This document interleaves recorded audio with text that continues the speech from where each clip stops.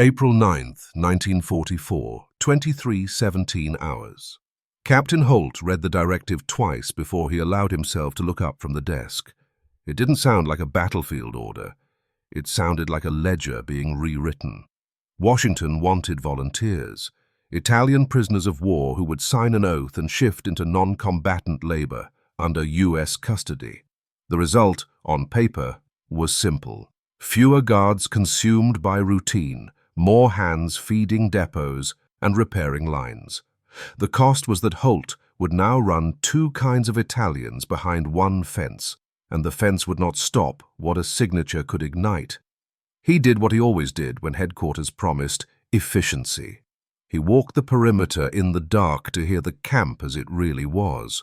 Tower calls came steady. Inside the barracks, movement came in pairs, and news moved faster than posted orders.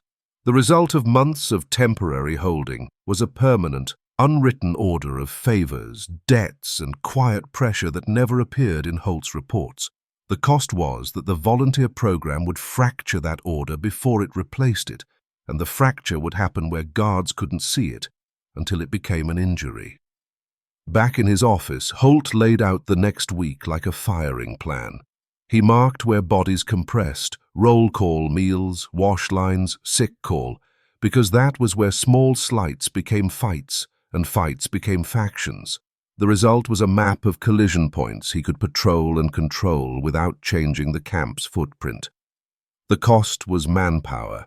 Every fix demanded more eyes and more overtime, and Holt had been ordered to create labor with the same guard force he already couldn't stretch without breaking someone. He cut recreation by 15 minutes and reassigned patrols to the wash line and mess door at peak hours. The result was fewer blind spots when tempers flared. The cost was immediate. The camp noticed the cut, and Holt's program became the reason men blamed for a tighter life. He wrote the camp order as a sequence designed to remove improvisation: register, screen, swear, reorganize. The result was procedure he could defend as discipline, not bargaining. The cost was time. A man who volunteered today could be punished tonight, long before Holt could separate him, and the program could collapse in the gap between promise and protection. Holt built the screening board with what could be checked: fragments of service history, interpreter interviews, guard notes, and days of observation before any oath.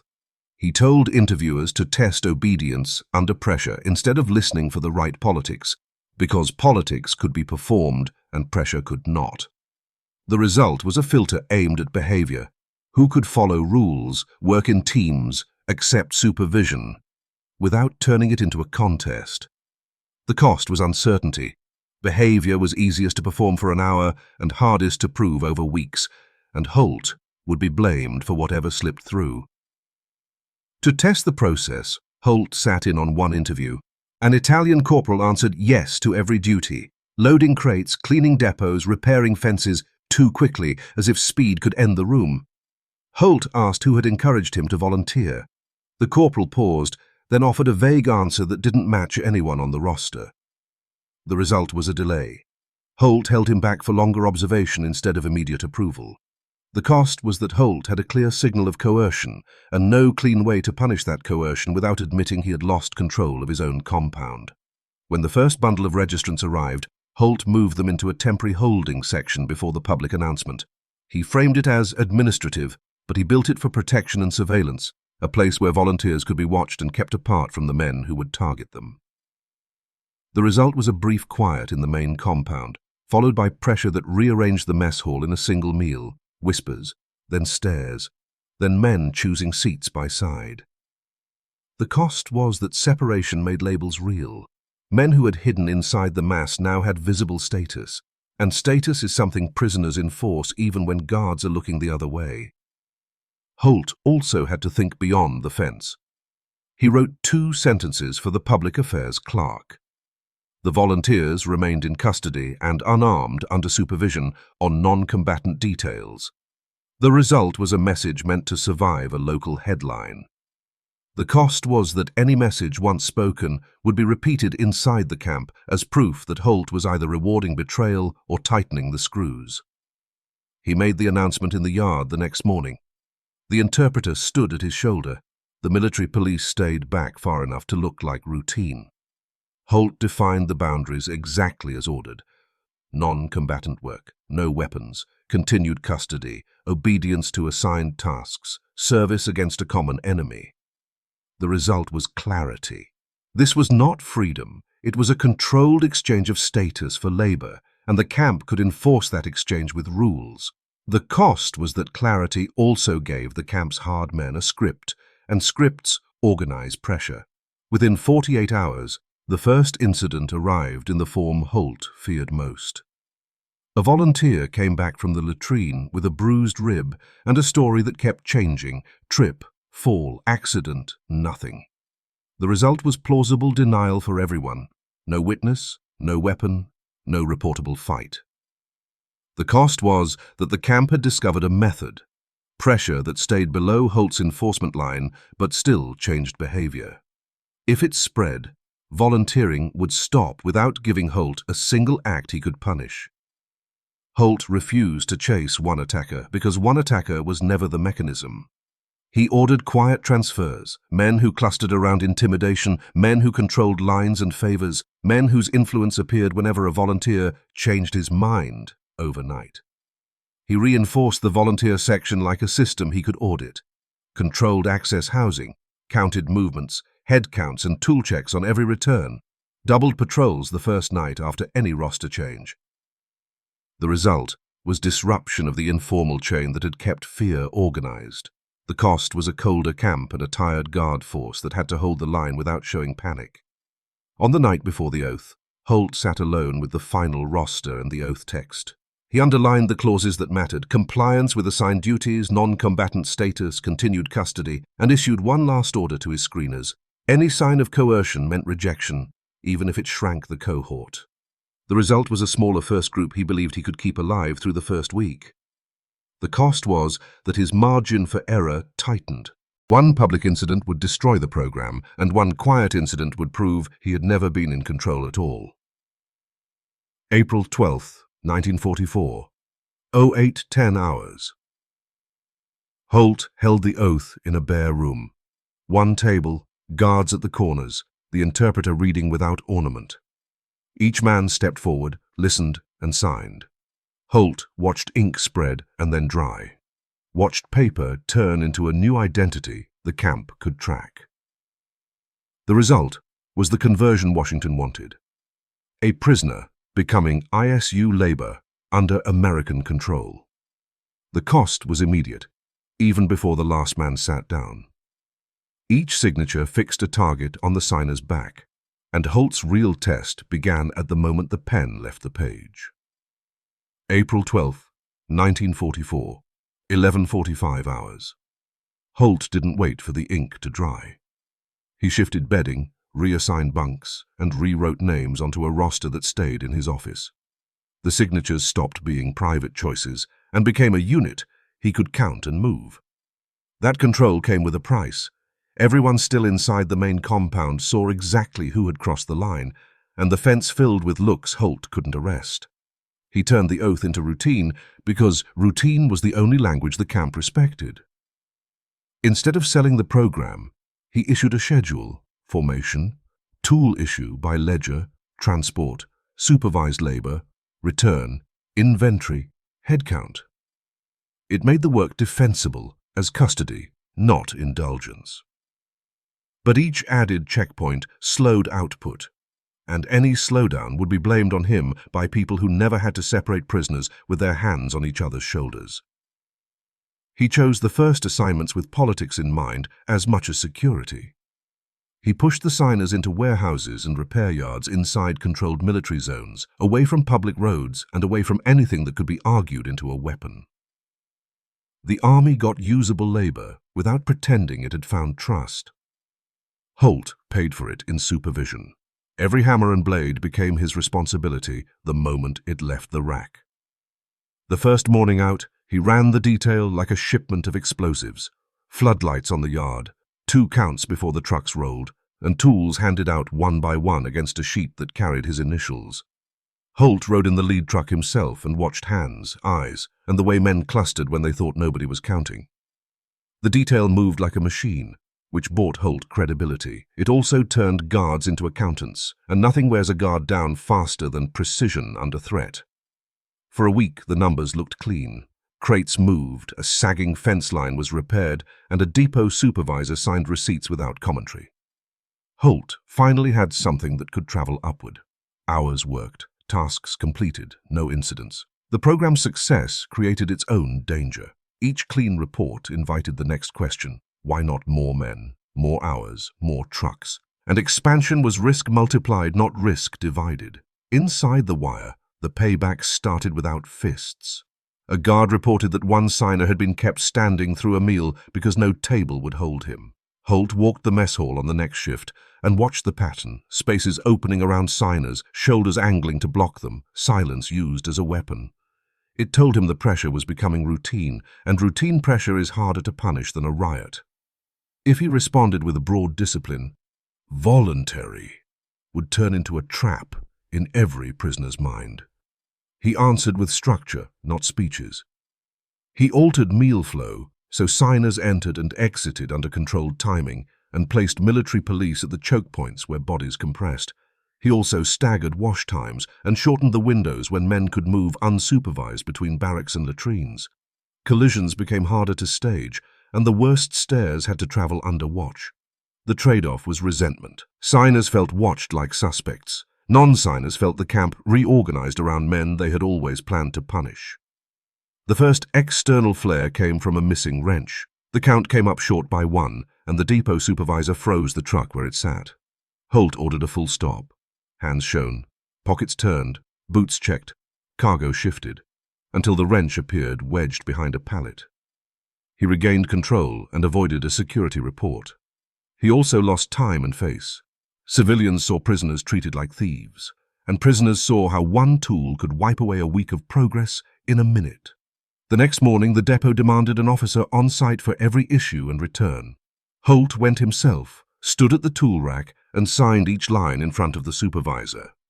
It reassured the depot and kept the details running. The cost was inside his own fence. Every hour he spent outside was an hour his sergeants had to hold the compound's tension without him, and the compound noticed when the captain's attention was elsewhere. By evening, the delay had escaped the gate and turned into town talk anyway. Holt got a call from the post's administrative office. Someone had heard enemy prisoners were being issued equipment and stopped on the road. He replied in the driest language available, non-combatant labor, unarmed, supervised, still in custody, and routed it through the proper channel. The message might survive repetition, but it hardened the program's public posture. Every reassurance reminded the signers that their new status wasn't earned by trust. It was maintained for optics and fear. Headquarters noticed the output and demanded more without offering manpower. Holt increased the pace anyway, because refusal would kill the program as surely as violence would. More details ran, more hours were logged, and the shortages eased in small, measurable ways. The cost was compound exposure. Each extra truck trip widened the chance of escape, contact, accident, and rumor, and each trip proved to the compound that signing mattered enough to fight over. The violence Holt feared arrived in the form he couldn't prosecute. A signer came back from evening roll call with a split lip and a torn shirt, insisting he'd fallen on a step. Holt had him examined and logged the injury, then swept the barracks block with controlled force. He found nothing usable. No weapon, no witness, no confession, only a room that went silent when guards entered. It told him the camp had learned to hurt without leaving evidence and to force victims into denial, which meant intimidation had become policy inside the barracks, even if nobody wrote it down. He stopped treating injuries as isolated events and began treating them as signals. Guards were told to record who controlled the wash line, who always appeared when arguments resolved, who could quiet a room with a look. Holt compared those names against volunteer withdrawals and against the timing of accidents that clustered around shifts and meals. The pattern was enough. A small circle sat at the center of fear, and fear was the program's real enemy. Tracking that circle meant letting it show its hands, and that meant signers paid while he watched. Holt chose to cut the chain rather than bargain with it. He filed transfer requests framed as security prevention, not politics, and prepared isolation orders so removals could happen fast. Authorization came back with the usual caution: keep it quiet, keep it clean, leave no spectacle. Holt had his permission, and he understood the wager. If he removed the organizers, the camp might settle, or it might explode, and either outcome would be attached to his name. The removals began after lights out, when crowds couldn't form. Military police moved through corridors with folded lists and keys already in hand. Each target was taken with minimal noise, searched, restrained, and held for transport. The camp lost its informal enforcers without a public brawl, which preserved the program's legitimacy. The cost was tension you could taste. By morning, everyone would count the empty bunks, and Holt would have to hold the line against whatever filled the gaps. At 0340 hours, the transport truck rolled out for a higher security facility. Holt watched the taillights disappear and turned back to the fence, knowing he'd traded one danger for another. He had bought the program a chance to become routine by proving there would be only one set of rules inside the wire. The bill came due immediately. More guard strain, more scrutiny from outside, and a camp that would test him every day to see whether his rules were real or just another piece of paper. April 13th, 1944, 06:15 hours. Holt walked the barracks block before breakfast and counted the empty bunks himself. The removals had been clean, but cleanliness only changed the camp's noise level, not its appetite for order. The result was a compound rearranged overnight. Men speaking in half sentences, eyes tracking patrols, bodies shifting away from doorways when boots approached. The cost was a vacuum. Holt had cut out organizers, and vacuums get filled unless a stronger rule takes the space first. He filled it with procedure that didn't depend on witnesses. Holt posted a standing order. Any attempt to obstruct work details, any interference with volunteers' movement, any group intimidation near meals or wash lines would trigger immediate isolation pending transfer. He reassigned patrols to the choke points that produced accidents and ordered night sweeps in predictable patterns so prisoners couldn't time their pressure. The result was a rule aimed at behavior, not opinion, and it protected the program without announcing that fear was the enemy. The cost was rigidity. Every new rule made the schedule slower and the guards more tired. He tested the order that same afternoon. A guard reported a cluster forming at the mess hall entrance, bodies angled to make one signer hesitate, shoulders drifting into his path. Holt arrived without a speech, dispersed the group, took 3 names, and pulled the men into holding for 48 hours of observation. The result was a new price for intimidation, even without a punch thrown: time, bedding, and loss of access to the compound's informal markets. The cost was backlash. Non-signers read it as favoritism, signers read it as surveillance, and Holt paid for it with extra guard hours he did not have. Work details kept moving, and the numbers stayed clean. Holt sent weekly reports that headquarters liked: hours logged, tasks completed, no incidents on the road, no tools missing. Depot supervisors began to plan around his trucks as if the labor were guaranteed. The result was institutional dependence, which made the volunteer program harder to cancel. The cost was scrutiny as well as demand. A post inspector asked to see Holt's tool ledgers, housing plan, and patrol schedules, and Holt had to prove line by line that non-combatant still meant controlled. The inspection protected Holt and tightened the noose at the same time. Once the inspector left, Holt had a checklist pinned to his wall: counts, inventories, escort ratios, incident logs, and he had to keep every line current. The result was a program that could survive an audit or a newspaper question because it could be shown, not merely claimed.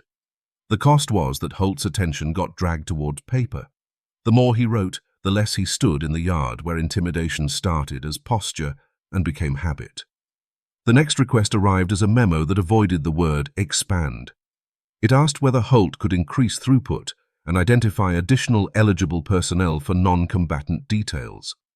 Holt answered by adding a second screening cycle, but keeping the observation days intact, rejecting men whose volunteering looked coerced or rehearsed. The result was controlled growth that kept surprises low and made the program boring in the best way. Trucks rolled, tools returned, names matched counts. The cost was friction upward and anger downward. Headquarters saw lost labor hours. Inside the wire, prisoners saw delays that left volunteers exposed longer, and the compound learned to punish waiting as much as it punished signing. The camp adapted by shifting intimidation away from fists. One evening, a nail-studded board appeared behind a latrine door, where a man stepping back could fall and tear his boot. Holt's patrol found it on the second sweep because he had ordered that space checked twice each night. The result was prevention without a victim and without a reportable incident. The cost was escalation. The threat had moved from bodies to objects, which meant sabotage could hide inside routine and strike when nobody expected it. Holt extended control inward, not just on the road. Maintenance crews now signed for lumber, nails and hardware, the way work details signed for wrenches, and storage sheds were locked early with keys held only by designated sergeants. The result was that sabotage demanded more effort and left more traces in ledgers, giving Holt something actionable without needing confessions. The cost was resentment and slower repairs. His own staff complained about counting nails, and Holt absorbed it because a public incident would end the program faster than any internal argument. By late summer, the war pressed into camp life through newspapers and letters. New guidance came down. Keep rosters clean, document transfers, prepare for eventual drawdown. The result was a shift from building the program to preparing to close it, with paperwork replacing improvisation. The cost was uncertainty among the men who had signed. They worked harder, not out of loyalty, but because they could hear the future approaching and didn't know what their signatures would mean once the army no longer needed their labor. Uncertainty produced late volunteers. Men who had refused for months began asking to join, not from conviction but from calculation. Holt extended their observation period and tracked who visited them, because a late volunteer could be sincere or could be a plant meant to revive intimidation inside the unit. The result was higher security at the price of time. Approvals slowed, and the unit's growth flattened. The cost was fresh tension. Some men accused Holt of blocking opportunity, others accused him of courting disaster, and Holt had to keep his screenings slower than headquarters wanted. When the first formal drawdown order arrived, it treated the camp like a shipping yard. Consolidate identities, record conduct, batch transfers to processing centers, close out work details on a schedule. The result was that Holt's careful exchange, labor for controlled status, was reclassified as an administrative chapter to end quickly and quietly. The cost was renewed pressure inside the wire. Men test systems when they feel them turning. Old grudges try to collect when the future becomes vague, and vague futures make crowds. Holt answered the drawdown with separation, not promises. He avoided mixed crowds, scheduled departures in distinct batches, increased patrols in the nights before each movement, and locked tool sheds early to remove stages for fear. He added notes to files requesting separation of specific prisoners at the next facility, and pushed for different movement times where he could, building a paper shield from the only material he could carry beyond his fence. The result was departure without spectacle, and few chances for revenge in transit. The cost was that paper ends at the next desk, and Holt could not follow the men once the convoy left his gate. Mid 1945. 21:05 hours. Holt sat at his desk with records stacked in front of him and sealed the last packets. The result was an official narrative fit for headquarters. Non-combatant labor under custody, managed by procedure, concluded by order. The cost was what could not be written without reopening conflict. How close the camp had come to growing a second law inside the wire, enforced by prisoners instead of guards, and how much authority Holt had spent to keep that law from becoming normal. When the final convoy rolled out, Holt watched the taillights disappear and felt the compound exhale. The result was closure without spectacle, which was the only kind of closure a camp can afford. The cost was the lesson Holt could not file in a form. The decisive moment was never the signature. The decisive moment was whether fear would be allowed to set its own rules in the dark, and whether a commander would pay the price to crush that rule before it hardened into tradition.